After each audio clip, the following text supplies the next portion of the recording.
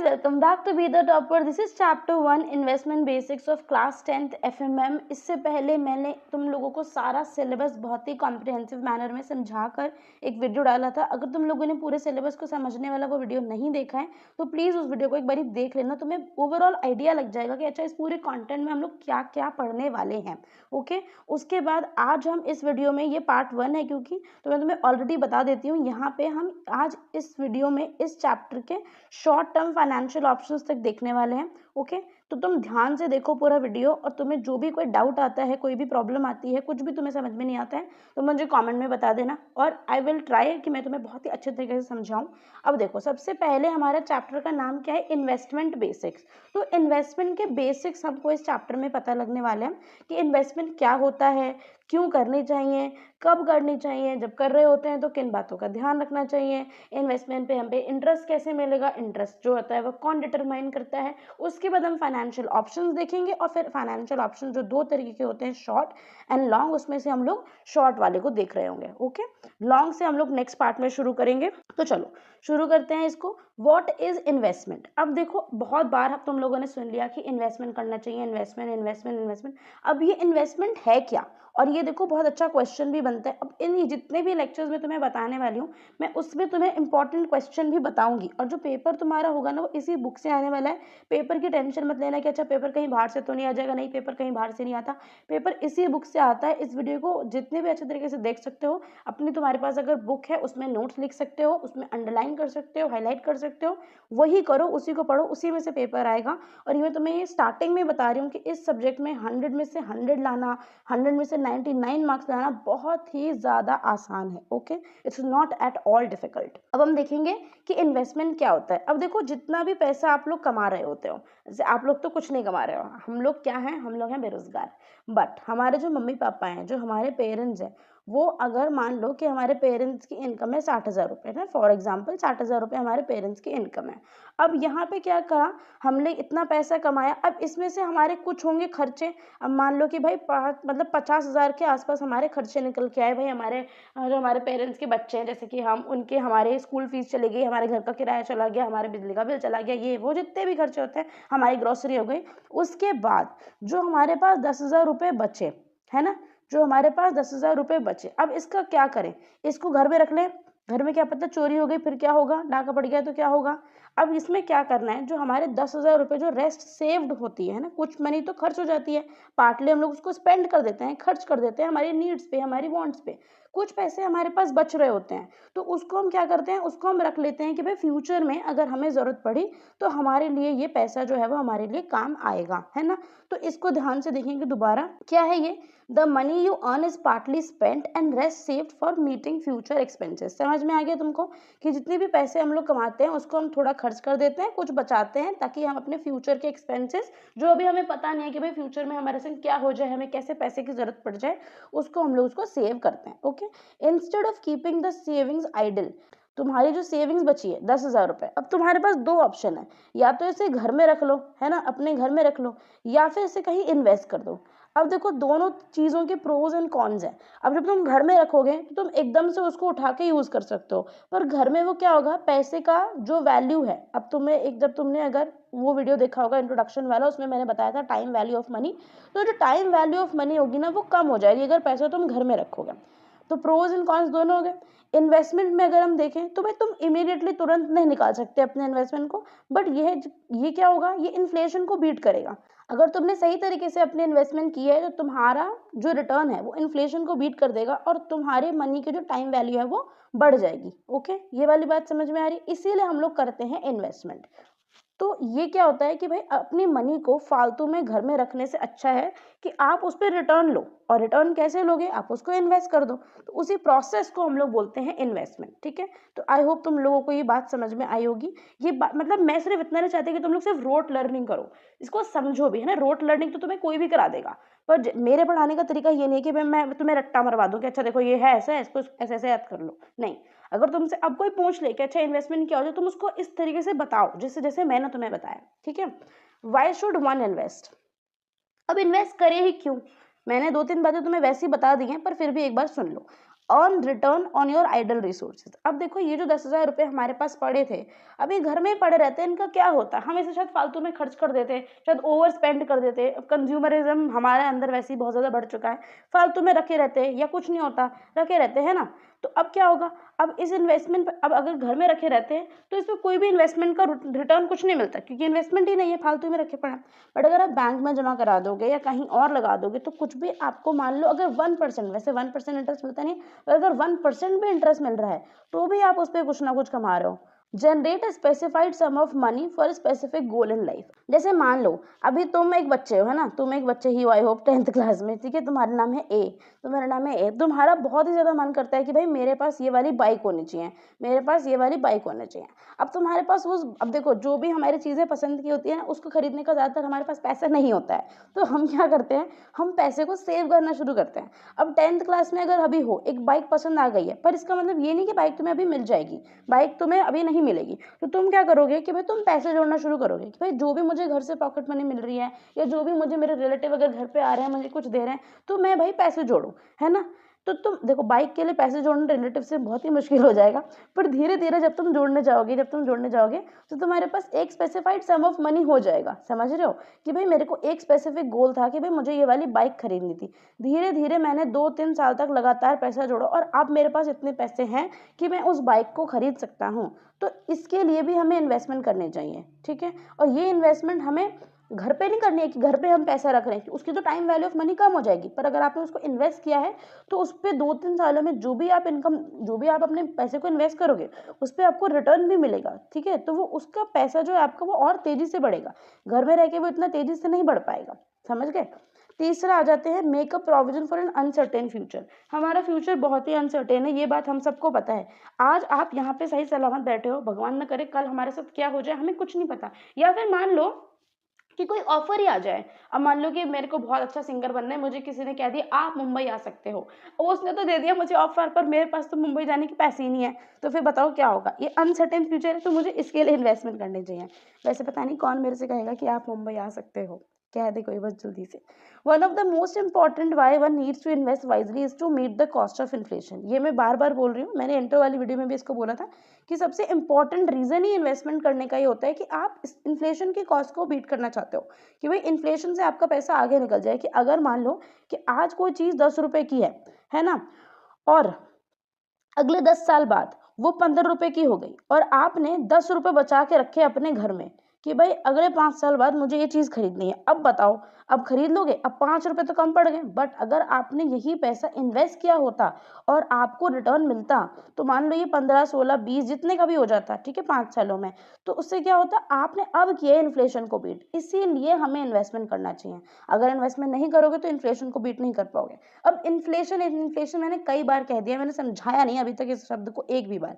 Inflation का मतलब हिंदी में हम लोग कहते हैं महंगाई। समझ गए, महंगाई समझ में आ गया होगा, पर हिंदी में नहीं बताया था एक भी बार। इन्फ्लेशन बेसिकली क्या है, is the rate at which the cost of living increases. अब जो हमारे जीने, कॉस्ट ऑफ लिविंग क्या होती है, देखो अभी कोई चीज मान लो, अभी ये मैड एंगल समझ लो इसे, अभी ये 5 रुपए का पैकेट आ रहा है, जब मैं 5 साल बाद देखूंगी तो ये 10 रुपए का हो जाएगा। इसका साइज देखो इतना ही रहेगा, या कम इससे हो सकता है पर बढ़ नहीं सकता, क्योंकि पार्ले जी को देख लो तुम। अब अगर तुम छोटे होगे, तुमने बचपन में पार्ले जी खाए, 5 रुपए 4 रुपए ऐसे का आता था, और अभी तुम उस पार्ले जी को देख लो, this huge difference. Okay, size भी चेंज हो गया पार्ले जी के पैकेट का, पार्ले जी के बिस्किट का, हर किसी चीज़ का। तो जो हमारी कॉस्ट ऑफ लिविंग है, हमारे घर का जो किराया है, हमारा बिजली का जो बिल है, हमारे स्कूल की जो फीस है, हमारे ट्यूशन की जो फीस है, अब एक अलग से इंटरनेट का खर्चा भी हमारे लाइफ में ऐड हो चुका है, बहुत सारी और भी चीज़ें। तो हमारे जीने की जो कॉस्ट है ना, जो हमारे ओवरऑल हर चीज़ हो गया, हमारे कपड़े महंगे हो चुके हैं, हमारा खाना महंगा हो चुका है, everything is very expensive now days. तो कॉस्ट ऑफ लिविंग इंक्रीज जब होती है तो हम उसे कहते हैं कि भाई इन्फ्लेशन हो गई है, महंगाई बहुत ज़्यादा बढ़ गई है, ठीक है। तो यहाँ पे आएंगे, the cost of living is simply what it cost to buy the goods and services you need to live, है ना। वही बात मैंने आपको बता दी कि भाई कौन सी चीज़ें आपको जीने के लिए ज़रूरी हैं, खाना पीना कपड़े घर, ये सब तो करोगे ही ना, तो इन सबको खरीदने के लिए पैसे बहुत ज़्यादा लगने लगेंगे। Inflation causes money to lose value because it will not buy the same amount of a good or a service in the future as it does now. मैंने वही आपको बताई कि भाई अगर आज कोई चीज़ 10 रुपए की खरीद रहे हो तो अगले 5 साल बाद वो आपको 10 की नहीं मिलेगी, डेफिनेटली नहीं मिलेगी।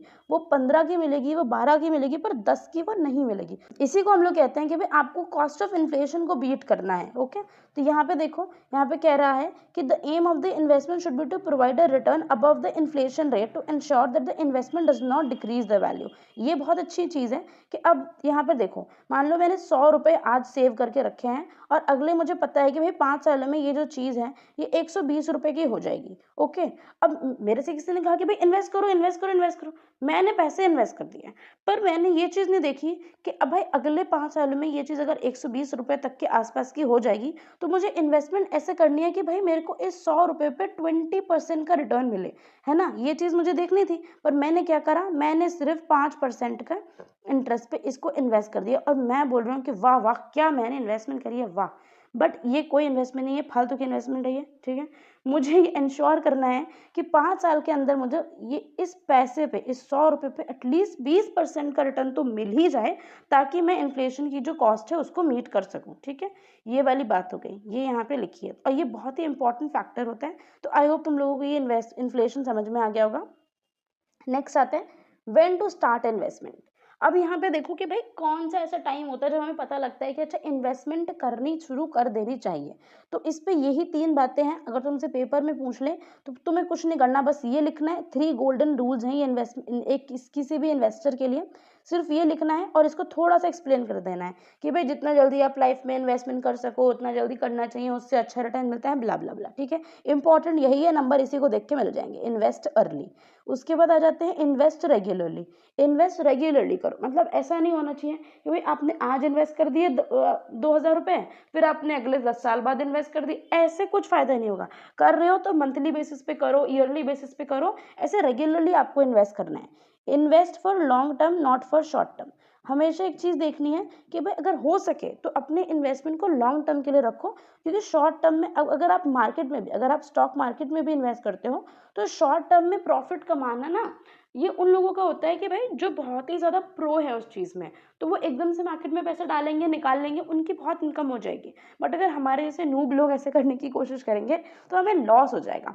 और लॉन्ग टर्म में जो मनी का जो प्रॉफिट होता है वो बहुत ही ज़्यादा, मतलब बहुत ही ज़्यादा एक्सपेंसिव होता है। आप उसको देखो तो आप कभी भी किसी ग्राफ का, अब मैं तुम्हें बताती हूँ, अब मैं तुम्हें 2 बता रही हूँ। एक तो MRF है, ठीक है, एक MRF है और एक है टाटा मोटर्स। इन दोनों के, एक है टाटा मोटर्स, इन दोनों के तुम शेयर प्राइस गूगल पे डालना, ठीक है। और ये देख, उसका ग्राफ देखना कि अच्छा जब से ये दोनों शेयर प्राइसेस, ये जब से शेयर मार्केट में बिकने शुरू हुए, स्टार्टिंग में उसका क्या रेट था, उसका क्या प्राइस था शेयर का, और आज के टाइम पे उसका क्या प्राइस है। तो तुम्हें इतना ह्यूज लेवल ऑफ डिफरेंस पता चलेगा and then you will get to know कि भाई क्यों हमसे कहते हैं कि भाई लॉन्ग टर्म के लिए अपना पैसा इन्वेस्ट करो। तो जिस आदमी ने अपने MRF में स्टार्टिंग में 800-900 रुपये का शेयर कर, आई थिंक इसके स्टार्टिंग इसी से ही होगा, इसके आसपास से ही होगा, 800-900 रुपये उस बंदे ने लगाए होंगे, आज वो करीब 1.5 लाख इसके आसपास पहुंच गया। अभी थोड़ा लॉस वॉस चल रहा होगा, मैंने बहुत दिनों से मार्केट देखा नहीं है, तो मतलब 1 लाख, 1.25 लाख, 1.5 लाख के आसपास पहुंच गए। तो तुम समझ रहे हो कि लॉन्ग टर्म में क्या, मतलब व्हाट इज दिस, बहुत ही ज़्यादा एक ह्यूज डिफरेंस हमको दिखता है। तो इसीलिए हमें लॉन्ग टर्म में पैसे इन्वेस्ट करना चाहिए। और मैंने जो बोला है ना देखने के लिए, इसको देखना ज़रूर। जब तुम इन सब प्रैक्टिकलिटीज़ को अपने इस सिलेबस के साथ ऐड करोगे ना तो तुम्हारा इंटरेस्ट इस सब्जेक्ट में बहुत ही ज़्यादा बढ़ जाएगा। अब ये देखो कि भाई कौन सी ऐसी बातें हैं जिसको हमें ध्यान में रखना चाहिए जब भी हम इन्वेस्टमेंट करने जा रहे हैं। तो सबसे इंपॉर्टेंट, ऑब्टेन रिटन डॉक्यूमेंट्स। आपको अपने इन्वेस्टमेंट से रिलेटेड रिटन डॉक्यूमेंट्स लेने हैं। अब तुम यह देखो, यहाँ पे ना हमारे पास 12 पॉइंट्स दे रखे हैं, these are 12 important steps to investing. अब ये ना तुमसे पेपर में पूछ लेता है कि ऐसे कौन सी चीज़ें हैं जो कि इन्वेस्टिंग करने से पहले, उस करते वक्त कि हमें याद रखनी चाहिए, हमें ध्यान में रखनी चाहिए। तो इसमें से 5-6 ईजी पॉइंट्स निकाल लो तुम और उसको याद रख लो, ठीक है। ये तुम्हारे यूटी में अगर अभी शुरू हो जाएंगे, अभी essay 1 जो होगा उसमें आएंगे, तो तुम आराम से लिख सकते हो। ओब्टेन रिटर्न डॉक्यूमेंट हो गया भाई, रिटर्न डॉक्यूमेंट्स हमको लेना है। ये नहीं कि भाई किसी ने मेरे से मुंह जबानी कह दिया कि तुम्हें ये इन्वेस्टमेंट कर लो, इस पे इतने रुपए मिल जाएंगे, नहीं, मुझे नहीं अग्री करना है। मुझे रिटर्न डॉक्यूमेंट चाहिए, वो भी साइंड चाहिए, एकदम ऑथराइज सिग्नेटरी ने उसको साइन किया हुआ होना चाहिए। ऐसे नहीं कि कोई भी डॉक्यूमेंट में उठा के ले लूँगी। Read and understand such document. अब देखो यार, जो भी इंसान पैसा लगा रहा है उसने वो पैसा बहुत खून पसीने की कमाई से कमाया है, ठीक है, बहुत मेहनत से कमाया है। तो अगर आप अपने पैसे को ऐसे ही इन्वेस्ट कर दोगे बिना कुछ डॉक्यूमेंट देखे दाखे, तो आपको नुकसान ही होगा, बहुत सारे चांसेस हैं आपको नुकसान होने के। तो आपके जो भी वो डॉक्यूमेंट है सिर्फ उसको लेना नहीं है, उसको पढ़कर समझना भी है, उसके बाद इन्वेस्टमेंट करनी है। Verify the legitimacy of the investment. कहीं ऐसा तो नहीं कि भाई कोई इलीगल कंपनी हो, कोई इलीगल काम करती हो, बंद हो जाए, ठप हो जाए, वो सारी लॉस मेकिंग कंपनी हो, तो ये सब आपको देखना है, उसकी लेजिटिमिटी चेक करनी है। Find the cost and benefit associated with the investment. अब देखो कॉस्ट एंड बेनिफिट क्या होता है बेसिकली, कि अगर आप जिसमें इतना कॉस्ट लगा रहे हो तो आपको उतना बेनिफिट मिलेगा कि नहीं मिलेगा। अब मान लो मैं किसी शेयर में लगा दूं तो भाई 1 लाख रुपए, और मुझे पता है कि 1 साल में ये कितना हो जाएगा, ये हो जाएगा 1,02,रुपए। तो what an investment, oh my goodness, ऐसे इन्वेस्टमेंट मुझे बिल्कुल भी नहीं करना है, ठीक है। यही मुझे देखना है कि भाई मेरे कॉस्ट लगाऊंगी तो मुझे कितना बेनिफिट मिलेगा। Assess the risk return profile of the investment. आप इन्वेस्टमेंट करते वक्त आप ये चीज़ देखोगे कि भाई इसकी रिस्क रिटर्न प्रोफाइल क्या है। इस इन्वेस्टमेंट में देखो रिस्क तो होगा ही होगा, रिटर्न भी लॉन्ग टर्म में होगा ही होगा, पर ऐसी बात नहीं है कि आप इसको नहीं देखोगे, क्योंकि अगर आप नहीं देखोगे तो आपको रिस्क के चांसेस बहुत ज़्यादा बढ़ जाएंगे। आपको देखना है कि कहीं ऐसा तो नहीं कि भाई मैं किसी ऐसी कंपनी में पैसा लगा रहा हूँ जो कि एकदम से बंद ना हो जाए, तो भाई मुझे सारा रिस्क ही हो जाए।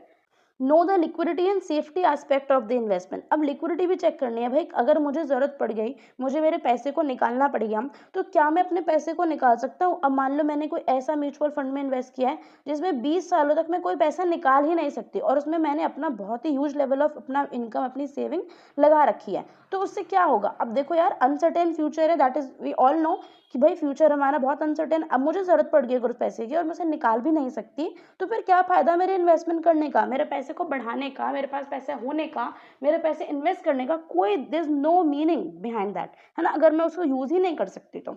Ascertain as if it is appropriate for specific goals. अब गोल तो है हमारा 2 लाख रुपए की बाइक खरीदने का, पर इन्वेस्टमेंट हमने क्या कर रही हुई है कि हमको भाई 10 सालों में ये 20,000 रुपए का रिटर्न जो है इस पर मिल जाएगा, और हमारी इन्वेस्टमेंट है 10,000।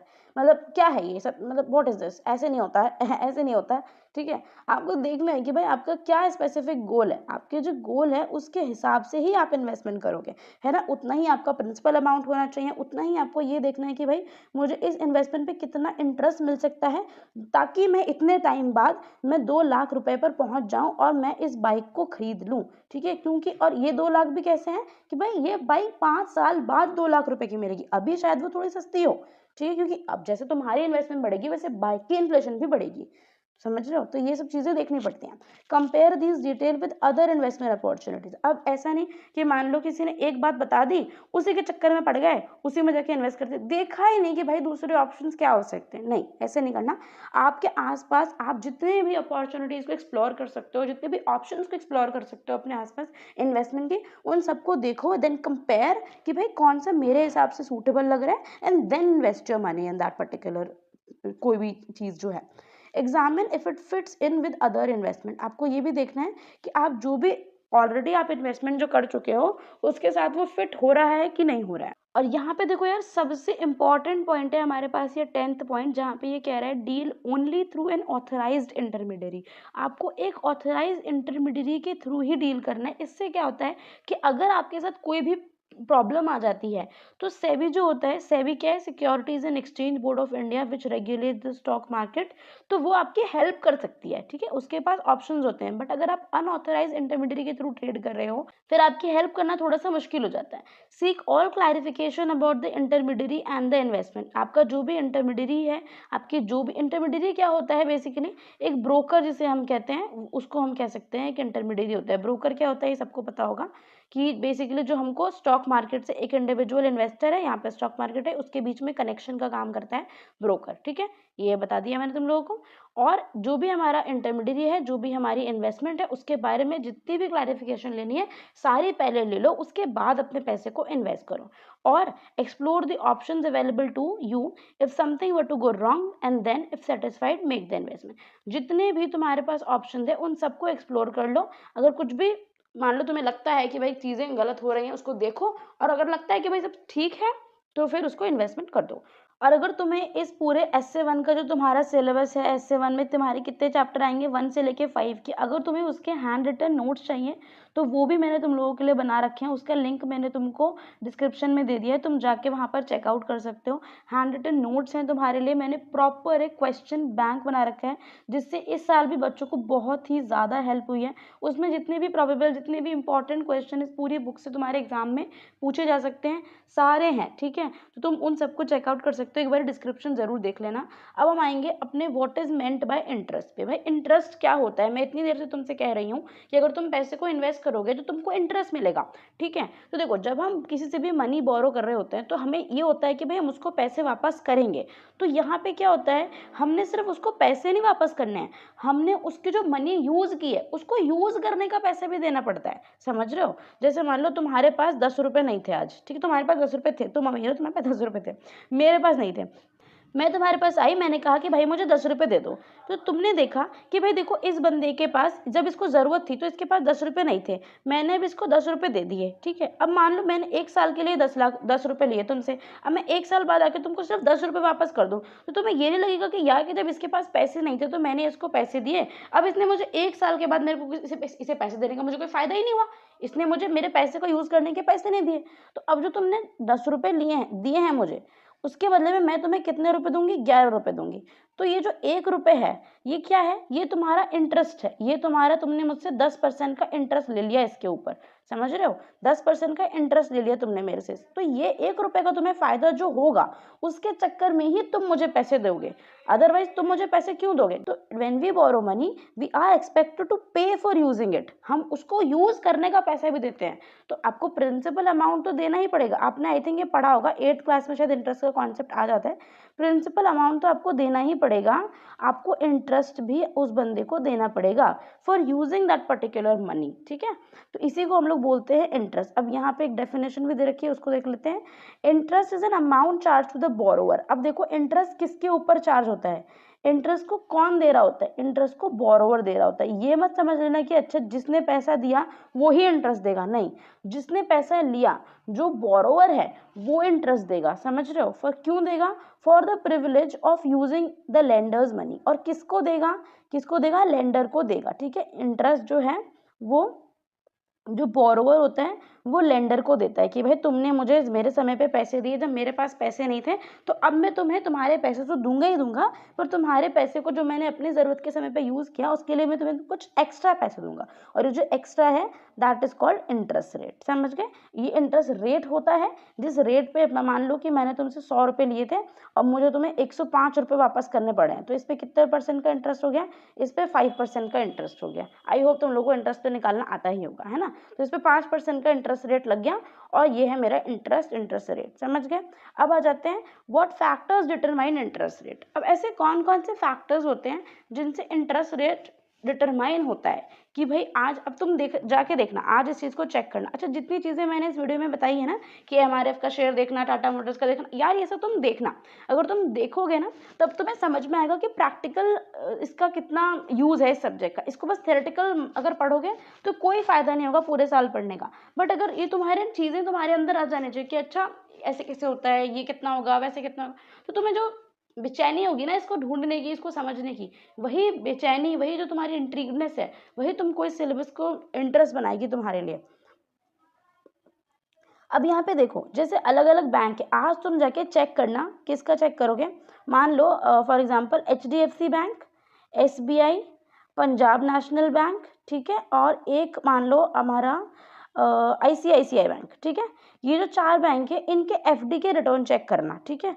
FD पे, फिक्स डिपॉजिट कहते हैं हम उसको, फिक्स डिपॉजिट पे ये कितना रिटर्न आपको दे रही है। देखो, एक एक पॉइंट का भी डिफरेंस आपको दिख सकता है, हो सकता है सेम भी हो पर आपको डिफरेंस भी आपको देखने को मिल सकता है कि भाई अलग अलग जो बैंक्स होती हैं वो अलग अलग रेट जो है इंटरेस्ट रेट देती हैं। अब कौन कौन सी चीज़ें इंटरेस्ट रेट को डिफाइन करती हैं कि भाई इंटरेस्ट रेट इतना होना चाहिए, ऐसे होना चाहिए, कौन कौन से फैक्टर्स हम कंसिडर करते हैं, देखते हैं, वो ये सारे फैक्टर्स हैं और ये तुमसे पेपर में पूछ लिया जाता है, ठीक है, कि कौन कौन से फैक्टर्स हैं, तो इसको ध्यान से देखना। Demand for money, demand for money क्या होता है? अगर बहुत सारे लोग पैसा डालने आ रहे हैं या पैसा मांगने आ रहे हैं, समझ लो बैंक के पास अगर बहुत सारे लोग पैसा मांगने आ रहे हैं, भाई लोग बहुत सारे लोग आ रहे हैं कि भाई हमें दे दो, हमें दे दो, हमें दे दो, इतने पैसे दो। अब देखो बैंक के पास इतना पैसा नहीं है, बैंक के पास भी एक लिमिटेड अमाउंट है। तो एक टाइम बाद बैंक क्या करेगा, जो अपना इंटरेस्ट रेट है उसको बढ़ा देगा, ताकि इनमें से, क्योंकि देखो मैं कुछ सिलेक्टेड लोगों को ही पैसा दे सकती हूँ, ठीक है। तो एक टाइम बाद ऐसा होगा, अभी जब बहुत सारे लोग आएंगे ना, तब क्या सिचुएशन होगी, तब इंटरेस्ट रेट कम है, समझ रहे हो? इंटरेस्ट रेट तब कम है कि भाई 5% पे पैसा ले लो, लोन ले लो मतलब, ठीक है। तो बहुत सारे लोग आगे पैसा मांगने के लिए। अब बैंक के पास भी कोई अनलिमिटेड पैसा तो होता नहीं है ना, सबके पास लिमिटेड पैसा है। तो थोड़े समय बाद बैंक क्या करेगी, अगर बहुत ज़्यादा डिमांड बढ़ रही है, बहुत ज़्यादा बढ़ रही है, तो बैंक इस इंटरेस्ट रेट को बढ़ा देगी, ताकि हम कुछ सिलेक्टेड लोगों को ही पैसा दे सकें और उसी से हमें उतना रिटर्न मिल सके जितना हम एक्सपेक्ट करते हैं। अपने जो हमारे लेंडर है, जो सेविंग अकाउंट में डिपॉजिट करने वाले लोग हैं, उनको भी तो इंटरेस्ट देना है, तो उनको हम पैसा दे सकें। तो इस तरीके से होता है, समझ गए। दूसरा है level of government boring. Government boring का लेवल मतलब कैसे होता है, जो गवर्नमेंट होती है, देखो उसके पास भी जो पैसा होता है वो कहाँ से आता है। गवर्नमेंट के पास अपने पास तो खुद का कोई पैसा होता नहीं है, वो पैसा कहाँ से लेती है, जो टैक्स होता है वो होता है, वो उसको यूज़ कर रही है। और अगर कई बार अगर लोग गवर्नमेंट के पास टैक्स का पैसा कम पड़ जाता है, तो गवर्नमेंट जो होती है वो पैसा बोरो करती है। पैसा बोरो किससे करती है, बैंक से बोरो कर लेती है, और जो फाइनेंशियल इंस्टीट्यूशंस है उनसे बोरो कर लेती है, इंडिविजुअल्स को अपनी सिक्योरिटीज बेच देती है। ये तुम पढ़ोगे आगे जाके, जीसेक पढ़ोगे तो तुम्हें पता चल जाएगा। जीसेक मतलब गवर्नमेंट सिक्योरिटीज, जो गवर्नमेंट होती है वो भी सिक्योरिटीज अपनी बेचती है किसी किसी चीज़ की, ताकि उसको पैसा मिल जाए। तो अगर इंटरेस्ट रेट डिटरमाइन करना होता है, तो हम ये भी देख रहे होते हैं कि भाई आजकल गवर्नमेंट कितना बोरो कर रही है, सप्लाई ऑफ मनी कितनी है। अब मान लो डिमांड तो बहुत ज़्यादा हो गई, या डिमांड अगर मान लो, देखो जो सप्लाई होती है मनी की, उसका क्या मतलब होता है कि मार्केट में अगर सप्लाई ऑफ मनी ज़्यादा है, कहने का मतलब कि मार्केट में पैसा बहुत ज़्यादा है, और जब मार्केट में पैसा बहुत ज़्यादा होता है तो क्या होता है, इन्फ्लेशन बढ़ जाती है, ठीक है। देखो अब तुम्हें ऐसे समझाती हूँ, किसी भी चीज़, अगर देखो कोई भी चीज़ तुम्हारे पास बहुत ज़्यादा होगी ना, तो तुम्हारे को ना उसकी वैल्यू नहीं होगी, समझ रहे हो, तुम उसकी वैल्यू नहीं करोगे। तो वैल्यू नहीं करोगे तो मतलब अगर 3-4 लोग भी हैं तुम्हारे पास, तो तुम्हें समझ में नहीं आ रहा कि भाई ये क्या है, मेरे लिए इंपॉर्टेंट रखना है। तो अगर इस तरीके से हम देखें सप्लाई ऑफ मनी, अगर मार्केट में सप्लाई ऑफ मनी बहुत ज़्यादा बढ़ जाती है, तो जो रुपये का वैल्यू है, रुपये का जो वैल्यू है वो डिक्रीज हो जाती है ना। जो चीज़ आज 10 रुपये की आ रही है, वही चीज़ 20 रुपये की आएगी, कि मतलब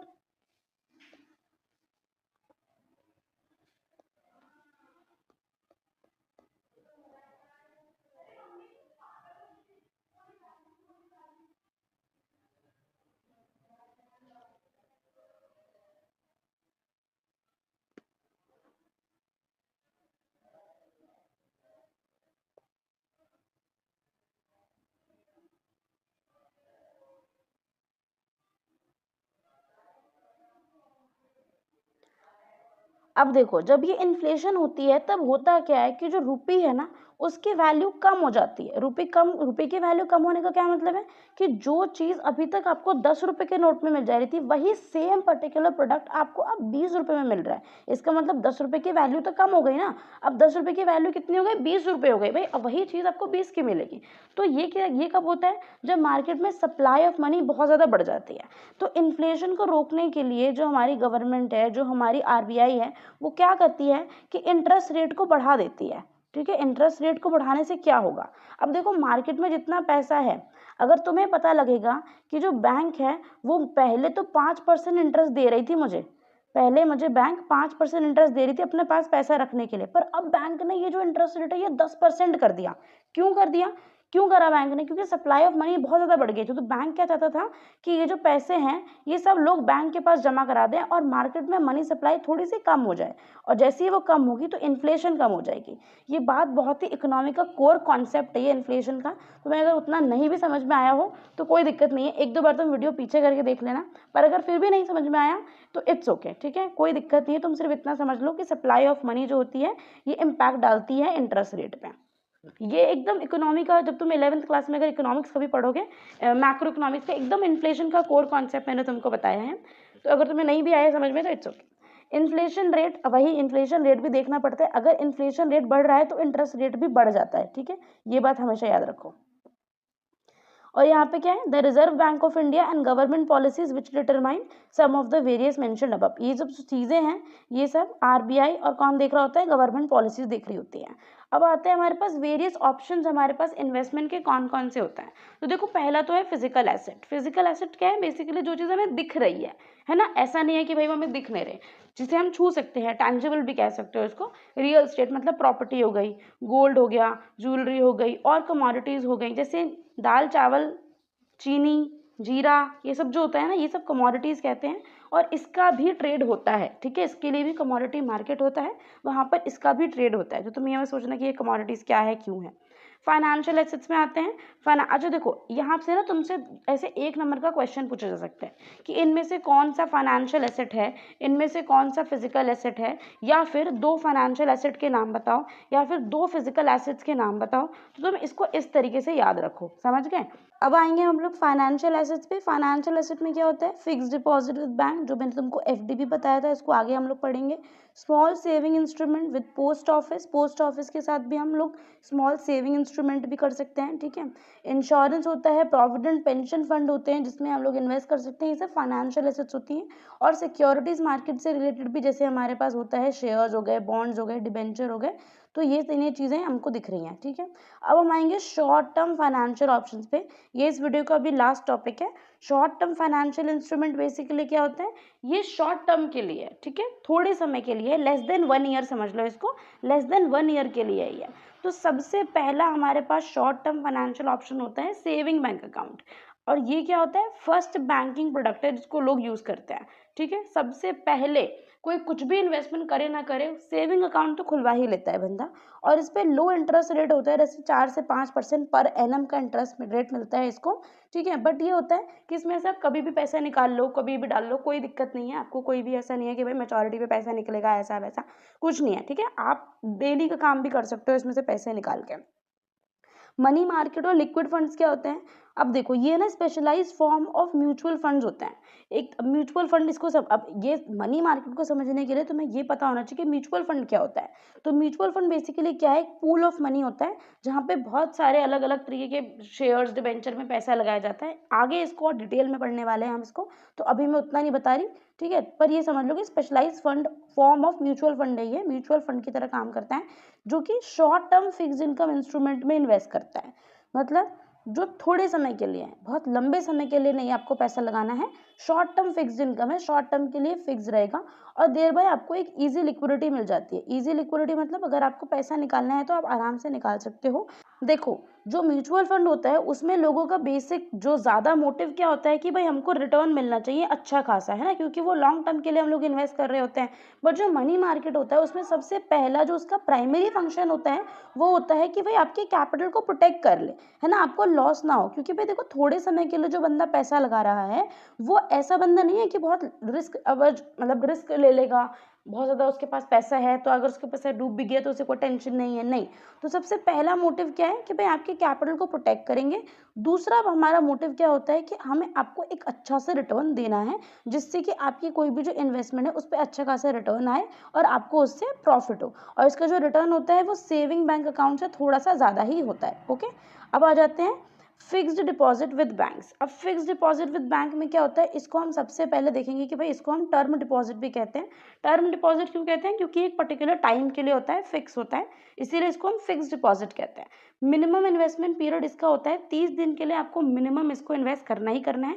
उसके आगे आप मतलब अगर मैक्सिमम पे जाओ तो आप काफ़ी समय के लिए इन्वेस्ट कर सकते हो, उसकी कोई हद नहीं है, बट मिनिमम आपको 30 दिनों के लिए एफडी करवानी ही पड़ती है। ओके, और ये भी कौन से इन्वेस्टर्स के लिए होता है, जिनके लो रिस्क एपेटाइट होती है। ऐसा नहीं होता कि भाई बहुत ज़्यादा रिस्क बेयर कर सकता है, तो भाई लो रिस्क एपेटाइट जिस भी इन्वेस्टर की है वो आओ और अपना एफडी में अपना पैसा जमा करा दो, क्योंकि इसमें बहुत ज़्यादा इंटरेस्ट रेट भी नहीं मिलता, तो बहुत ज़्यादा ऐसा भी नहीं कि भाई रिस्क भी आपको बहुत ज़्यादा हो जाएगा। ठीक है, एंड अगर आपको देखना है कि भाई नॉर्मली जो पीरियड होता है वो 6 से 12 महीने तक के लिए लोग इन्वेस्ट करते हैं। और जो एफडी पर रिटर्न की अगर हम बात करें तो रेट होता है वो एफडी मनी मार्केट से मतलब डिफर कर सकता है। जितना मनी मार्केट में आपको रिटर्न मिलेगा एफडी में मिलेगा वो कम ज़्यादा होता रहता है अपना। जो फाइनेंशियल एसेट थी उसको इन्होंने 2 तरीके से हमें बांट के बता दिया है कि एक तो होती है शॉर्ट टर्म फाइनेंशियल ऑप्शन और दूसरा क्या होता है, लॉन्ग टर्म फाइनेंशियल ऑप्शन। तो पहला वाला हम लोगों ने देख लिया, आज हम लोग ये लॉन्ग टर्म वाला देखेंगे। सबसे पहले हम शुरू करेंगे पोस्ट ऑफिस सेविंग से। तो देखो पोस्ट ऑफिस सेविंग से तुमको समझ में आ रहा होगा कि ये जो सेविंग है ये पोस्ट ऑफिस में होगी, ठीक है। इतनी बात तो आई होप तुम लोगों को समझ में आ गई होगी। Post office monthly income scheme है ये, ठीक है। लो रिस्क सेविंग इंस्ट्रूमेंट है। लो रिस्क सेविंग इंस्ट्रूमेंट मतलब क्या होता है, सबको पता चल चुका होगा अभी तक कि भाई एक ऐसा सेविंग इंस्ट्रूमेंट है जिसमें आपको रिस्क बहुत ही ज़्यादा कम होगा। आप जिस भी पोस्ट ऑफिस से चाहो इसको अवेल कर सकते हो। कोई ऐसा मसला नहीं है कि भाई आपको एक ही पर्टिकुलर पोस्ट ऑफिस में जाना है, इसी ब्रांच में जाना है, ऐसा कुछ नहीं है।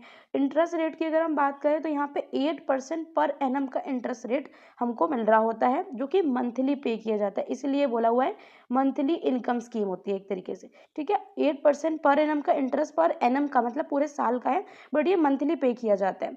मिनिमम अमाउंट जो आप पोस्ट ऑफिस सेविंग में इन्वेस्ट कर सकते हो वो होता है 1,000 रुपये, अगर आपका सिंगल अकाउंट होता है ना। सिंगल अकाउंट में अगर देखें तो 1,000 रुपये मिनिमम अमाउंट होता है। और एडिशनल जो हम अमाउंट डालेंगे, जैसे मान लो अगले महीने आपने पैसे डाले या फिर अगली आपने जो सेविंग अपनी की वो 1,000 के मल्टीपल्स में होनी चाहिए। ऐसा नहीं है कि भाई मैंने जाके 729 रुपीज़ जमा करा दिए, ऐसा नहीं होता, ठीक है। 1,000 के मल्टीपल्स मतलब 1,000, 2,000, 3,000 ऐसे ही होना चाहिए। अगर मैक्सिमम अमाउंट देखें हम यहाँ पे किसी अकाउंट में जो हम रख सकते हैं, वो अगर सिंगल अकाउंट है तो उसके लिए 3 लाख रुपीज़ होते हैं, और अगर जॉइंटली होता है तो उसमें 6 लाख रुपीज़ की वो होती है कि अच्छा भाई आप इतना मैक्सिमम अमाउंट जो है वो जमा करा सकते हो ड्यूरिंग अ ईयर, एक पर्टिकुलर ईयर के अंदर।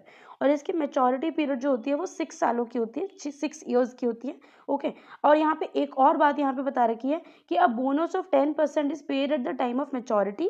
देखो अगर आप मैच्योरिटी तक उसको रखोगे, मैच्योरिटी पीरियड कितना है, 6 ईयर्स तक का है, तो अगर आपने अपनी इन्वेस्टमेंट 6 ईयर्स तक रखी है, बीच में प्री मैच्योर विड्रॉल नहीं किया। प्री मैच्योर विड्रॉल क्या होता है कि मान लो आपकी डेट थी, अगर आपने 2020 में पैसा जमा कराया, आपको 2026 में उसकी मैच्योरिटी थी, और आपने क्या करा, आपने 2024 में आपको जरूरत 2025 में आपको जरूरत पड़ी तो आपने 2025 में उसके पैसे निकाल लिए, तो ये प्री मैच्योर विड्रॉल हो गया।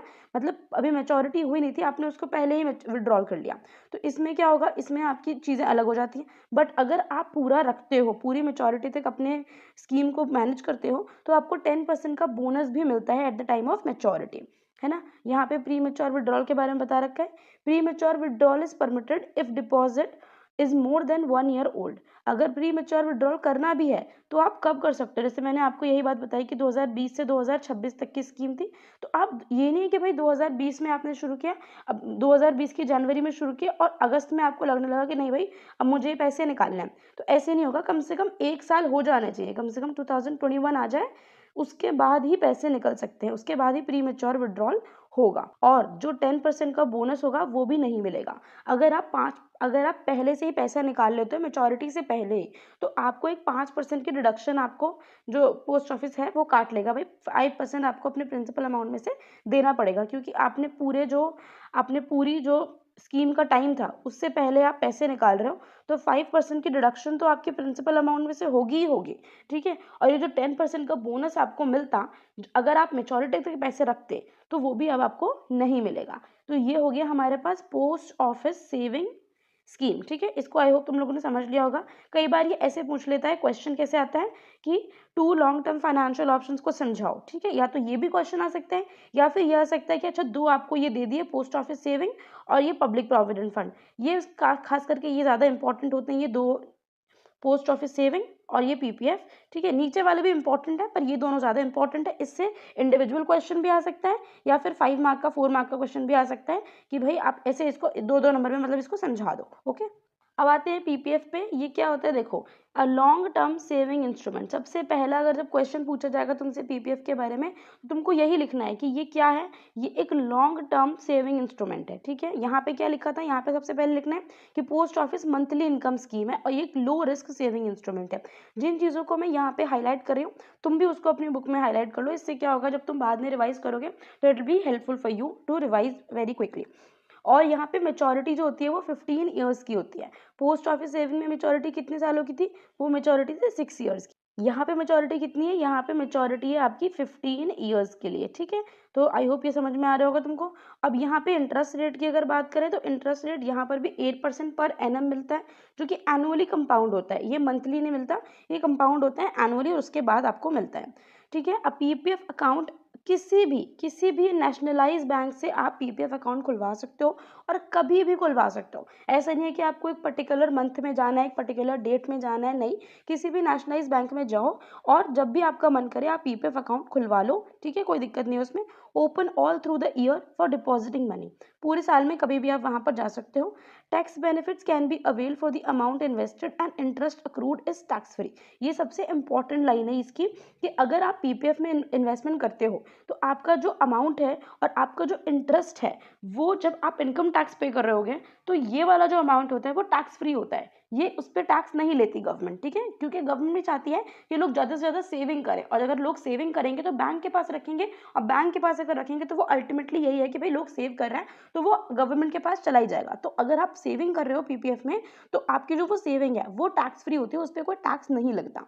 और यहाँ पे देखो, यहाँ पे पोस्ट ऑफिस सेविंग में क्या बताया था कि कम से कम इन्वेस्टमेंट जो है वो 1 साल पुरानी होनी चाहिए अगर आपको प्री मेच्योर विड्रॉल करना है। अगर हम पीपीएफ में देखें ये चीज तो यहाँ पे क्या होता है कि withdrawal is permissible every year from the 7th financial year of the date of opening of the account. आपने जब भी अकाउंट खोला है तब से जो फाइनेंशियल ईयर 7th होगा, 7th फाइनेंशियल ईयर से उसके बाद आप निकाल सकते हो। जो लास्ट के जो 1 2 3 4 5 6 फाइनेंशियल ईयर्स होंगे उसमें आप प्री मेच्योर विड्रॉल नहीं कर सकते। फाइनेंशियल ईयर क्या होता है आई होप तुम्हें पता होगा, 9th में तुम लोगों ने पढ़ा होगा, बट फिर भी बता देती हूँ। यहाँ पे 1 अप्रैल से 31 मार्च तक जो होता है हमारा फाइनेंशियल ईयर चलता है। तो आई होप वैसे ही तुम लोगों को पता ही होगा, पर फिर मैंने बता दिया, ठीक है। तो यहाँ पे क्या होता है 7th फाइनेंशियल ईयर के बाद से ही उससे ही आप प्री मेच्योर विड्रॉल कर सकते हो, उससे पहले आप नहीं कर सकते। तो इसमें तुम लोगों के लिए सिर्फ इतनी बात जाननी जरूरी है, ठीक है, इसको बस याद रखना हो जाएगा। अब नेक्स्ट पे आते हैं company fix deposit. Company fix deposit क्या होता है? These are short to medium term, short term to medium term होते हैं। ये borrowings by company at a fixed rate of interest which is payable monthly, quarterly, semi annually और annually. Company fix deposit से एक चीज समझो, company जो word आ रहा है इसमें उससे समझ लो कि यहाँ पे जो बोरो कर रही है वो कौन कर रही है? कंपनी कर रही है। तो लोग अपना पैसा कहाँ जमा करा रहे हैं? जैसे एक फिक्स डिपॉजिट होता है जो कि बैंक के पास होता है, बट जो कंपनी फिक्स डिपॉजिट है वो लोग कंपनी को पैसा दे रहे होते हैं, कंपनी में फिक्स डिपॉजिट करा रहे थे। तो बोरोवर कौन हो गया? बोरोवर यहाँ पे कंपनी हो गई है। और यहाँ पे एक फिक्स रेट ऑफ इंटरेस्ट होता है जो पहले से ही लोगों को पता होता है कि अच्छा अगर इस कंपनी में हम अपना पैसा इन्वेस्ट कर रहे हैं फॉर कंपनी फिक्स डिपॉजिट तो हमें ये पैसा जो है वो इतने पर्टिकुलर फिक्स रेट इंटरेस्ट पे मिलेगा। और ये जो इंटरेस्ट रेट होता है वो आपको मंथली भी मिल सकता है, क्वार्टरली भी मिल सकता है, सेमी एनुअली या फिर एनुअली। सेमी एनुअली का मतलब 6 मंथ के लिए और एनुअली मतलब पूरे 12 महीने। और यहाँ पे देखो एक और चीज बता रखी है कि यहाँ पे ये एक तरीके का क्यूमुलेटिव फिक्स डिपॉजिट भी हो सकता है, जहाँ पे जितना भी आपका प्रिंसिपल अमाउंट बनता है, जितना भी उसके ऊपर इंटरेस्ट बनता है वो सारा आपको लोन पीरियड के एंड में दे दिया जाएगा कि अच्छा भाई हमने आपसे 5 सालों के लिए लोन लिया है। तो उसमें देखो क्या होता है, मान लो कि मैंने तुमसे 10,000 रुपए लिए, मैं एक कंपनी हूँ, तुमने मेरे में इन्वेस्ट किया कंपनी फिक्स डिपॉजिट, ओके। तो यहाँ पे क्या होगा, 10,000 रुपए आपका प्रिंसिपल अमाउंट और मान लो 2,000 रुपए इस पे बना है आपका इंटरेस्ट, ठीक है। तो कुल मिला के कितना हो गया? 12,000 रुपीज हो गया। अब ये 12,000 रुपीज आपको मान लो 6 ईयर्स के लिए आपने रखा था, तो ये 6 ईयर्स तक आपको 6 ईयर्स के एंड पे आपको 12,000 रुपीज मिल जाएंगे, एकदम आपको एक साथ में सारा पैसा आपका मिल जाएगा। ये होता है क्यूमुलेटिव फिक्स डिपॉजिट। देखो यहाँ पे क्या कह रहा है कि जो रेट ऑफ इंटरेस्ट होता है वो 6 से लेके 9% पर एनम तक रहता है फॉर कंपनी एफडीज। और ये जो इंटरेस्ट रिसीव होता है इस पे आफ्टर डिडक्शन ऑफ टैक्सेस, अब जो इंटरेस्ट भी हमको मिल रहा है हमारे 10,000 की पेमेंट जो हमारा एग्जाम्पल था वो टैक्सेस काटने के बाद होता है और ये टैक्स फ्री नहीं है, ठीक है। अब हम आएंगे बॉन्ड्स पे। बॉन्ड्स की अगर हम बात करें तो देखो बॉन्ड्स क्या होता है? फिक्स्ड इनकम डेट इंस्ट्रूमेंट है। अब यहाँ पे जो ये डेट लिखा है इससे हम लोग समझेंगे डेट का मतलब होता है उधारी। डेट का मतलब होता है किसी से किसी ने उधार लिया है। अब देखो ये एक डेट इंस्ट्रूमेंट है और एक फिक्स्ड इनकम इंस्ट्रूमेंट है। तो ये होता क्या है बेसिकली, खास करके इसको गवर्नमेंट इशू करती है। गवर्नमेंट के पास जब ऐसा गवर्नमेंट को लगता है कि अच्छा मुझे किसी पर्टिकुलर इन्वेस्टमेंट के लिए पैसा चाहिए तो मुझे लोगों से पैसे लेना चाहिए, तो गवर्नमेंट क्या करती है, लोगों को एक सर्टिफिकेट इशू कर देती है कि भाई देखो इसका नाम है बॉन्ड, ठीक है, और ये मेरे ऊपर तुम्हारा डेट है, तुमने मुझे उधारी दी है और मेरे ऊपर एक रिस्पॉन्सिबिलिटी है कि एक पर्टिकुलर मेच्योरिटी पे, एक पर्टिकुलर इंटरेस्ट रेट पे, एक पर्टिकुलर डेट पे मैं तुमको प्रिंसिपल अमाउंट प्लस तुम्हारा इंटरेस्ट जो है वो मैं तुम्हें वापस करूंगा, ठीक है। तो ये किस पे उधारी होती है? ये गवर्नमेंट पे उधारी हो जाती है लोगों की, है ना, कि लोगों से पैसा लिया है गवर्नमेंट ने और इतने समय के बाद, इतने मेच्योरिटी पीरियड के बाद, इतने इंटरेस्ट रेट पे गवर्नमेंट आपको पैसा देगी। तो ये जो इंटरेस्ट रेट भी होता है यहाँ पे वो फिक्स होता है। फिक्स इनकम इंस्ट्रूमेंट एक तरीके से, issued for a period of more than 1 year with the purpose of raising capital, है ना। रेजिंग कैपिटल मतलब किसी के पास अगर कैपिटल नहीं है, कैपिटल का मतलब पैसा, अगर पैसा नहीं है उसको पैसा चाहिए, तो उसने क्या किया, एक सर्टिफिकेट इशू कर दिया कि भाई देखो ये एक सर्टिफिकेट है, ये प्रूफ है कि मैंने तुमसे उधारी ली है, मुझे तुमको पैसा देना है। और ये सेंट्रल स्टेट गवर्नमेंट करते हैं, कॉर्पोरेशन करते हैं, सिमिलर इंस्टीट्यूशन की तरह बॉन्ड्स को बेचते हैं, है ना। हमारे पास ये बॉन्ड्स है, आओ ये बॉन्ड्स हमसे खरीद लो और हमें क्या दे दो, हमें पैसे दे दो। अब हमें जब इस पैसे की जरूरत पड़ी है तो तुम हमें पैसे दे दो। जब हम इस पैसे को यूज कर लेंगे, जब हम उससे पैसे इन जब से मान लो मैंने पैसे का यूज किया कोई इन्वेस्टमेंट करने के लिए किया, अब इन्वेस्टमेंट कर ली, मैंने प्रॉफिट कमा लिया, तो मैं क्या करूंगी, ये बॉन्ड्स वापस से लोगों से खरीद लूंगी कि भाई तुम लो अपना पैसा ले लो और ये बॉन्ड जो है वो मुझे वापस कर दो, ठीक है, ऐसे होगा। अब bond is generally a promise to repay the principal along with the fix rate of interest. ये बात मैं तुमको ऑलरेडी बता चुकी हूँ कि बॉन्ड क्या होता है, basically it's a promise to repay the principal amount. आपको प्रिंसिपल अमाउंट देना पड़ेगा, आपको फिक्स रेट ऑफ इंटरेस्ट देना पड़ेगा एक मेच्योरिटी डेट पे। मेच्योरिटी डेट क्या होता है, जिस दिन वो इन्वेस्टमेंट खत्म होने वाली है। अब मान लो कि मैंने 1 साल की इन्वेस्टमेंट करी है, आज कितनी तारीख है, आज हाँ 2 जून। तो 2 जून 2025 को मैंने एक इन्वेस्टमेंट करी है फॉर 1 ईयर। तो ये कब खत्म होगी, 2 जून 2026, है ना। ये इसकी मेच्योरिटी डेट हो जाएगी 1 साल तक के लिए। तो ये अब जो मेच्योरिटी डेट है उस पर गवर्नमेंट मुझे पैसा दे रही होगी, ठीक है। सबसे पहले जब हम म्यूचुअल फंड को पढ़ते हैं तो अब देखो यहाँ पे क्या लिखा हुआ है, these are funds operated by an investment company. ये जो एक तरीके का फंड है जो कि इसको एक इन्वेस्टमेंट कंपनी मैनेज कर रही होती है। क्यों इन्वेस्टमेंट कंपनी इसको क्यों मैनेज करती है और ये क्या होता है इसको अभी हम लोग देखेंगे, ठीक है। Which raises money from the public and invest in a group of asset, जो कि शेयर्स हो सकते हैं, डिबेंचर हो सकते हैं और बहुत सारे अलग अलग हो सकते हैं, in accordance with the stated set of objective. जिस तरीके का आपको ऑब्जेक्टिव है, जैसे मान लो कि अगर आपको चाहिए कि भाई मेरे को बहुत ज़्यादा इंटरेस्ट रेट चाहिए, मेरे को बहुत ज़्यादा कैपिटल बढ़ानी है, तो उसके हिसाब से अगर मैं देखूं तो मुझे अपना पैसा किस में लगाना चाहिए, इक्विटी में लगाना चाहिए, ठीक है। तो इस तरीके से होता है। अब यहाँ पे जो बेसिकली म्यूचुअल फंड क्या है उसको समझेंगे।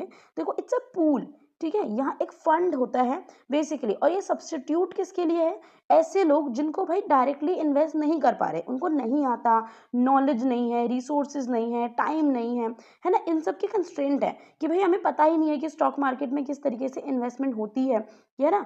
तो हम क्या करेंगे, हम एक इन्वेस्टमेंट कंपनी के पास जाएंगे, हम उससे कहेंगे देखो हमारे पास ये छोटा छोटा, ये हमारे पास बहुत थोड़ा सा अमाउंट है और हम ये चाहते हैं कि भाई हमारी थोड़ी बहुत इनकम हो जाए, हम बहुत ज़्यादा रिस्क नहीं ले सकते। तो हम क्या करेंगे, तो इन्वेस्टमेंट कंपनी ऐसे ही बहुत सारे लोगों को ढूंढ के लाएगी, मतलब बहुत सारे लोग ऐसे इन्वेस्टमेंट कंपनी के पास जाएंगे और बेसिकली उससे यही कहेंगे कि देखो हमारे पास बहुत ज़्यादा पैसे नहीं है, हमें बहुत ज़्यादा रिस्क नहीं बेयर कर सकते, पर हमें थोड़ा बहुत इंटरेस्ट रेट चाहिए। तो इन्वेस्टमेंट कंपनी क्या करेगी, एक फंड बनाएगी जहाँ पे बहुत सारे लोगों का पैसा होगा और इस पैसे को उठा के वो बहुत सारे अलग अलग तरीके के जो इन्वेस्टमेंट ऑप्शंस होंगे उसमें वो इन्वेस्ट कर देगी, ठीक है।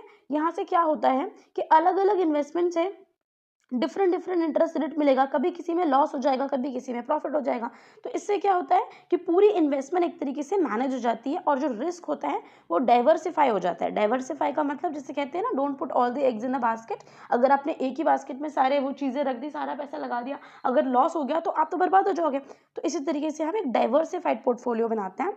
और यहाँ पे देखो म्यूचुअल फंड के कॉन्सेप्ट में एक और चीज़ है, यहाँ पे एनएवी तुमको देखने को मिलेगा। इसकी फुल फॉर्म सबसे पहले याद करना, एनएवी क्या होता है, नेट एसेट वैल्यू है। इसकी फुल फॉर्म सबसे पहले पता होना चाहिए। दूसरा तुमको ये पता होना चाहिए कि नेट एसेट वैल्यू को निकालते कैसे हैं। तो एनएवी जो है कैसे कैलकुलेट करते हैं, value of all the shares held by the fund minus expenses divided by number of units issued.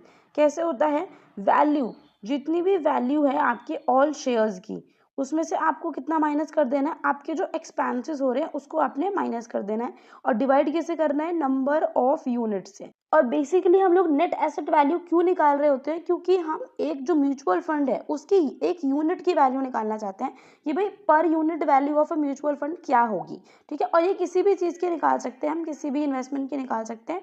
और इससे होता क्या है, और यहाँ पे हम लोग देखो ये देखेंगे कि बेसिकली लोग नेट एसेट वैल्यू निकाल ही क्यों रहे हैं। तो नेट एसेट वैल्यू हम लोग इसलिए निकालते हैं ताकि we can determine the per unit value of a mutual fund. एक यूनिट वैल्यू म्यूचुअल फंड की क्या है, इसको जानने के लिए हम लोग म्यूचुअल फंड की नेट एसेट वैल्यू निकालते हैं। और इससे होता क्या है, हम कंपेयर कर पाते हैं कि भाई एक पर्टिकुलर नेट एसेट वैल्यू, एक म्यूचुअल फंड की एक यूनिट की वैल्यू इतनी आ रही है, मान लो 200 रुपये आ रही है, एक के 300 रुपये आ रही है, ठीक है। तो इससे क्या होता है, एक यूनिट की वैल्यू आपको पता लगती है। आपको ये भी पता लगता है कि अच्छा आप मतलब आपको इसमें इन्वेस्ट करना है या नहीं करना है, बेसिकली ये भी आपको पता लगता है। और अगर आप ये देखोगे कि अच्छा एनएवी कितनी चल रही है, इससे आपको जो फंड है उसका परफॉर्मेंस भी पता चलेगा। मान लो आपने आज इन्वेस्टमेंट किया और आपने आज जिस म्यूचुअल फंड में पैसा लगाया उसकी पर यूनिट की वैल्यू थी मान लो 100 रुपये थी, ठीक है। अगर आपने 1 साल के लिए इन्वेस्टमेंट रखी और वो 150 रुपये के आसपास हो गया, तो आपको पता लगेगा ना कि भाई प्रॉफिट हो रहा है। तो देखो अब हम लोग आ जाएंगे what is meant by stock exchange. देखो अब ये जो इतनी सारी चीज़ें हो रही हैं, हमने कहा कि भाई इन्वेस्टमेंट ये चीज़ होती है, इन्वेस्टमेंट हमें जल्दी करनी चाहिए, इन्वेस्टमेंट ऐसी, इन्वेस्टमेंट वैसी। अब ये जो इन्वेस्टमेंट होगी, ये होगी कहाँ पर, कौन करेगा, किसकी हेल्प से होगी, कौन उस मार्केट को मैनेज करेगा, है ना। तो ये सब क्या होता है, ये सब एक एक्सचेंज पे होता है जिसको हम लोग बोलते हैं स्टॉक एक्सचेंज, ठीक है। स्टॉक एक्सचेंज हमारे इंडिया में 2 हैं, एनएससी और बीएससी, जो कि रेगुलेटेड है। और उसके बाद की बातें हम अब यहाँ पे देखेंगे कि the securities contract regulation act 1956 SCRA, ये एक्ट जिस तरीके से ब्रैकेट में लिखा हुआ है ये तुम्हें वैसे ही याद होना चाहिए, ठीक है। अगर कोई पूछ ले कि स्टॉक एक्सचेंज कहाँ पे डिफाइन है, तो securities contract regulation act 1956 SCRA define करता है स्टॉक एक्सचेंज को।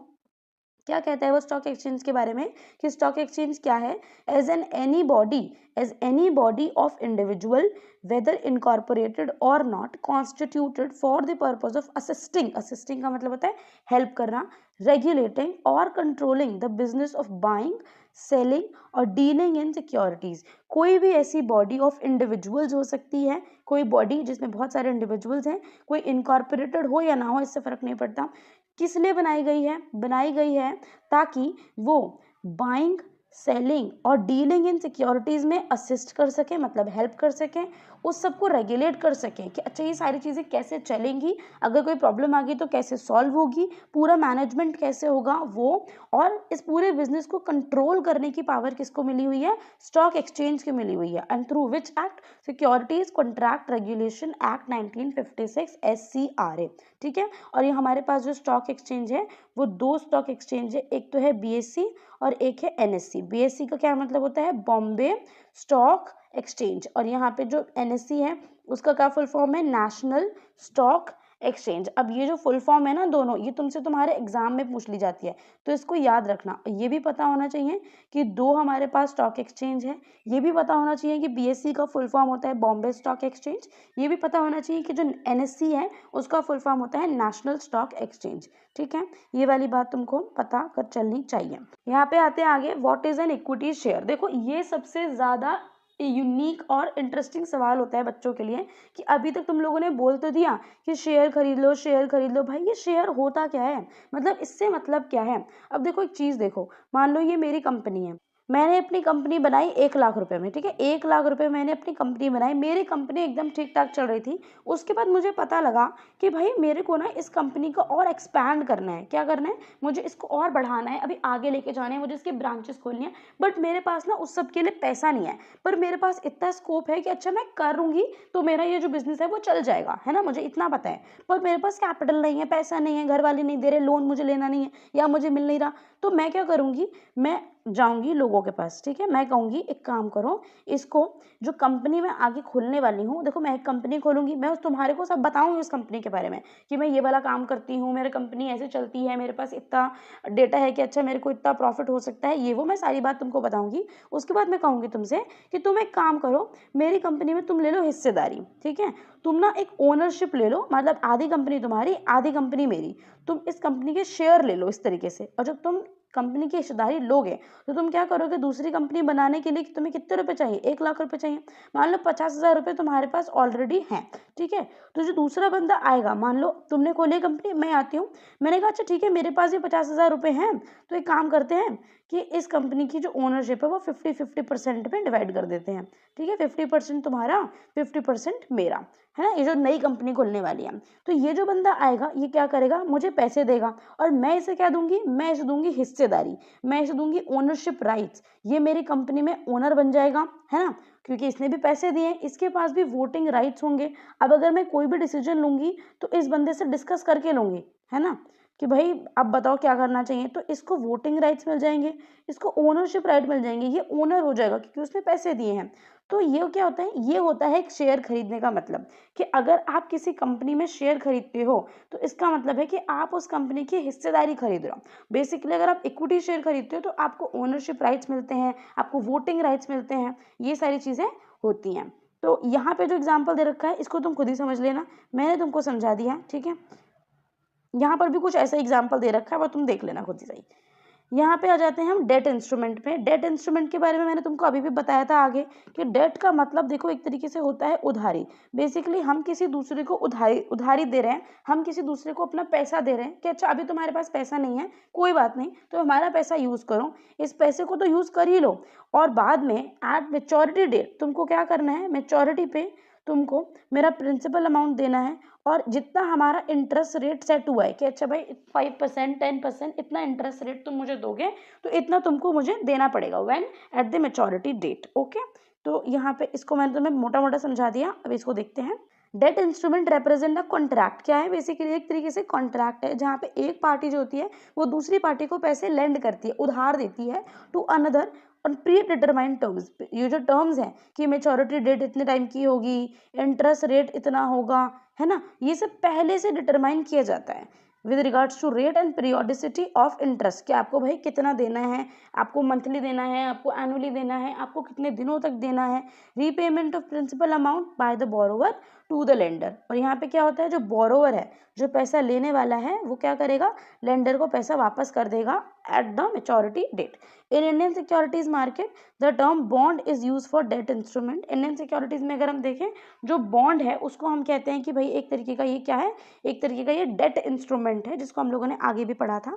इशूड बाय, और बॉन्ड्स को इशू कौन करता है, ये भी बहुत इंपॉर्टेंट चीज़ है, तुम्हें पता होनी चाहिए कि bonds are issued by central या फिर स्टेट गवर्नमेंट, या कोई भी पब्लिक सेक्टर ऑर्गेनाइजेशन जो होती है वो बॉन्ड को इशू करती है। And that is the difference between bond and debenture. When we come to debenture you get to know कि जो डिबेंचर होता है उसको प्राइवेट कॉर्पोरेट सेक्टर जो है वो इशू कर रहा होता है, ठीक है। बट अगर हम बॉन्ड की बात करें तो bond are issued by central government, state government, और कोई भी पब्लिक सेक्टर जो यूनिट है वो उसको इशू कर सकती है। बट अगर हम डिबेंचर पे आए, डिबेंचर भी एक तरीके का डेट ही है, उधारी ही है, सारी कॉन्सेप्ट सेम है, बट एक चीज़ हो जाती है कि भाई जो डिबेंचर है वो प्राइवेट सेक्टर कंपनी जो है वो इशू कर रही होती है। तो आई होप तुमको ये बॉन्ड का समझ में आ गया होगा। ये वाली बात याद रखना कि bonds are issued by central government, state government, public sector organisation, and debentures are issued by private corporate sector.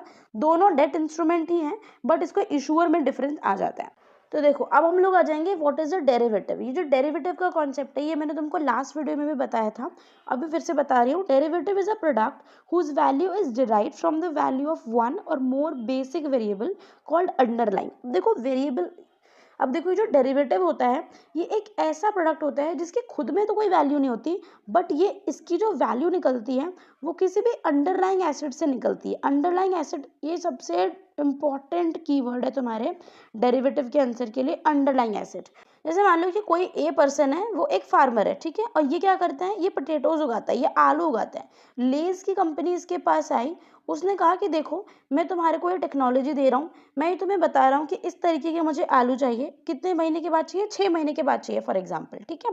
और आज मैं तुम्हारे साथ एक डेरिवेटिव कॉन्ट्रैक्ट कर रहा हूँ कि, और डेरिवेटिव कॉन्ट्रैक्ट में क्या होगा भाई, दो पार्टीज हैं, एक होगा बायर एक होगा सेलर, ठीक है। ये लोग ये डिस्कस करेंगे कि भाई कितने प्राइस पे इनको अपना प्रोडक्ट बेचना है, कितने टाइम पीरियड बाद इतना प्रोडक्ट बेचना है, ठीक है, मान लो। और बहुत सारी जो छोटी मोटी डिटेल्स हैं इन लोगों ने पहले से ही वो फिक्स कर ली है ना, प्री डिटरमाइंड टर्म्स हो चुकी हैं और वो फिक्स है, जिन्होंने जिस पर इसने भी और इसने भी बंदे ने साइन किया हुआ है। तो ये एक तरीके का कॉन्ट्रैक्ट है, एक तरीके का फ्यूचर कॉन्ट्रैक्ट, जो कि अभी उसकी वैल्यू नहीं निकलेगी।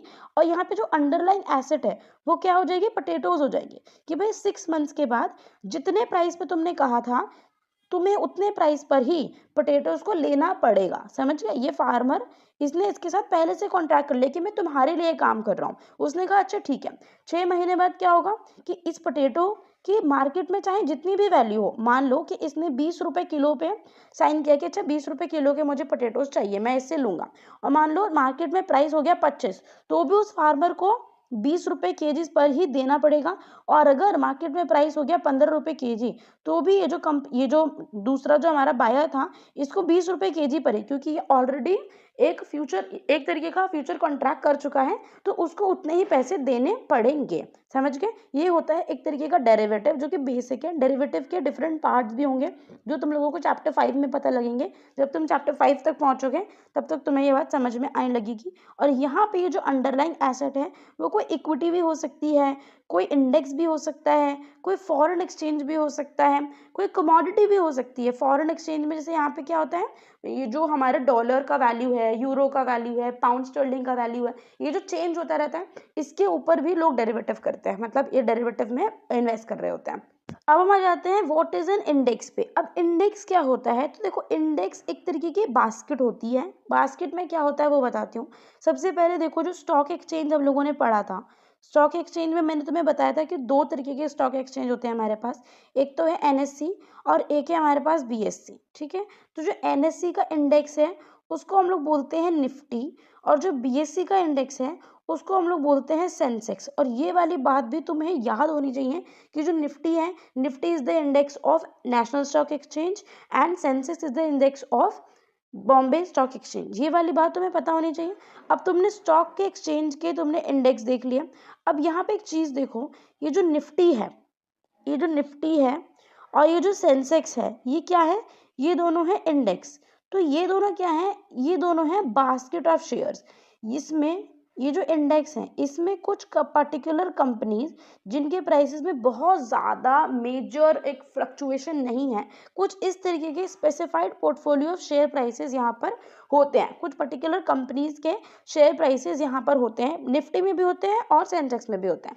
निफ्टी में कितनी कंपनीज होती हैं ये तुम मुझे बताओगे कमेंट करके, और सेंसेक्स में कितनी कंपनीज होती हैं ये भी तुम मुझे बताओगे कमेंट करके। ठीक है, ये तुम गूगल पे सर्च करना और देख के बताना कि निफ्टी में कितनी कंपनीज हैं और सेंसेक्स में कितनी कंपनीज हैं।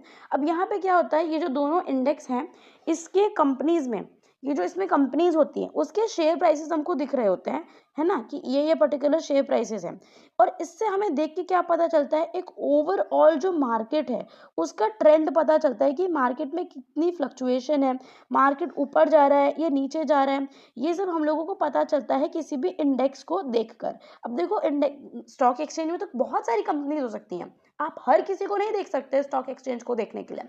आपने कुछ पर्टिकुलर कंपनीज चुनी, उनके शेयर प्राइसेस देखे, और आप इससे ऐसे बता सकते हो कि अच्छा मार्केट जो है वो ऊपर जा रहा है या मार्केट में लॉस हो रहा है, या लोगों का इस टाइम पे ट्रेंड क्या है, लोग इन्वेस्ट कर रहे हैं या नहीं कर रहे हैं, क्या हो रहा है।